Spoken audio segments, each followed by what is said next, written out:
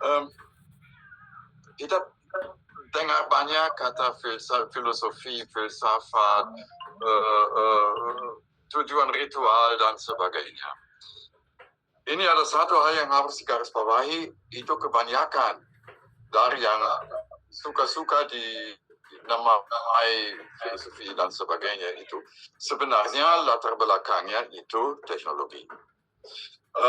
Filosofi layar itu didasarkan atas jenis layar font ciptaan Eropa. Bentuknya titik selesai, tidak ada filsafat di situ, tidak ada. Layarnya memang begitu, itu yang paling enak dipakai, paling gampang dipakai, titik selesai. Apapun yang mau diinterpretasikan ke dalamnya itu keinginan kita, bukan sesuatu yang memang diakui oleh pelaut. Bentuknya ya, oleh karena itu juga langsung terus dengan hal itu ya. Tadi misalnya air pasang karena bawa rezeki, bukan. Air pasang supaya perahu gampang didorong. Air surut, air jauh dari pantai, kita mau dorong, harus dorong jauh, lebih baik tunggu air pasang, gampang didorong, selesai. Ritual bencana, tadi ceritanya angin tidak ada, baru pakai macam-macam mantra apa. Kebetulan, kita mau gunakan mantranya, harus tunggu 3 hari dulu. Tidak boleh langsung. Harus tunggu 3 hari dulu. Dan biasanya pada 3 hari pasti akan ada angin. Itu titik kedua dari yang sering disukai dinamakan filsafat dan sebagainya. Dan itu Ibu Husnul tadi sudah menyebutkannya, motivasi. Tidak ada angin, sangat kita harap akan ada angin dong. Jadi memberikan motivasi kepada kita, akan ada angin. Dan ada satu hal yang, sangat sering dilupa-lupa. Di Jakarta ada berapa ratus perusahaan yang menawarkan kursus motivasi bagi manajer. Dan mereka, menawarkannya dengan macam-macam lah. Itu di pembuatan perahu itu ya, motivasinya dibuat secara sederhana, pakai ritual, pakai kepercayaan dan sebagainya. Dan jangan lupa, tanpa motivasi tidak akan kita buat apapun. Harus ada motivasi dulu, baru akan kita buat. Ya, hanya tentang sistem pengetahuan yang ada sebelum yang kita ketahui sekarang. Dalam catatan Belanda, di Syabandaran di seluruh Indonesia, perahu tipe Padewakan baru muncul pada pertengahan abad ke-18. Padewakan itu dibangun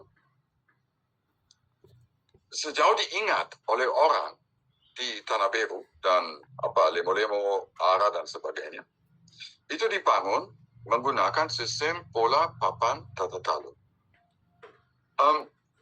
Perahu-perahu sebelumnya yang berjenis konting dan sebagainya, itu kita tidak tahu apakah ada pola yang seperti itu. Apakah ada orang yang ingat?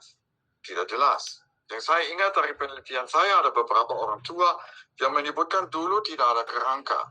Mereka gunakan semacam palo-palo yang dipasang antara papan saja. Itu sesuatu yang mengingatkan terhadap teknologi pembuatan perahu yang dinamakan Salsi. Pokoknya suatu gabungan teknologi antara Cina dengan Nusantara yang muncul abad ke-13 ke-14, di mana sekat-sekat yang dipakai di Cina sebagai pengganti kerangka itu dijadikan semacam palo-palo tebal yang merupakan sekat-sekat kotak-kotak di dalam perahu dan sebagainya.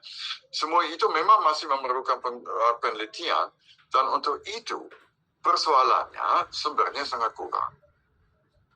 Kita mau mengecek apa yang dicatat Belanda tentang itu artinya karena di situ sumbernya kan cukup gampang diakses, hampir semua surat VOC sudah di-scan, tinggal kita di internet cari-cari. Tapi suratnya ribuan, puluhan ribuan halaman. Dan biasanya mereka tidak membicarakan yang seperti itu. Ini memerlukan proses yang panjang sekali, dan orang yang bersedia untuk membaca surat-surat kuno Belanda, dan tadi kan dilihat tulisannya jelek, kita sangat susah membacanya, kadang-kadang nggak ngerti apa yang dibicarakan, dan sebagainya. Bahwa ada satu pertanyaan yang terus-terus muncul di chatnya tentang museum. Sama Ibu Husnul, kami sudah beberapa kali sarankan satu tempat di Tanah Beru yang sangat-sangat cocok untuk dijadikan semacam museum kecil, dalam arti semacam pusat informasi. Karena warisan dunia pengetahuan pembuatan perahu itu dipilih di kawasan situ karena masih ada orang yang bangun perahu dengan cara yang dulu. Kita tidak perlu bikin museum. Karena sepanjang pantai orang masih bikin perahu. Yang diperlukan itu informasinya. Untuk itu, kami sedang membicarakan bagaimana membuat semacam museum digital. Artinya, di dalam internet, ditaruh informasinya secukupnya, digabung dengan barcode, dan barcode-nya dipasang pada bantilan-bantilan orang. Dipasang sepanjang pantai. Di Ara, di Tanah Beru, di Lemo-Lemo, dan seterusnya.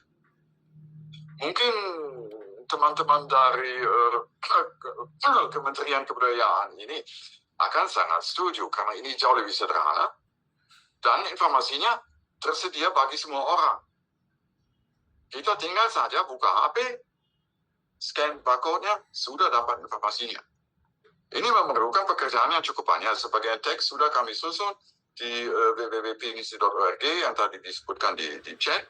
Tinggal saja sekarang ini bentuknya diubah dari bentuk yang cocok untuk komputer karena www.pinisi.org dibuat untuk komputer, bukan untuk HP kebetulan. Disesuaikan bentuknya supaya lebih gampang dipakai di HP. Saya rasa ya, sampai ke situ saja saya ya. Terima kasih banyak atas pertanyaan semua itu dan atas perhatian. Ya, terima kasih.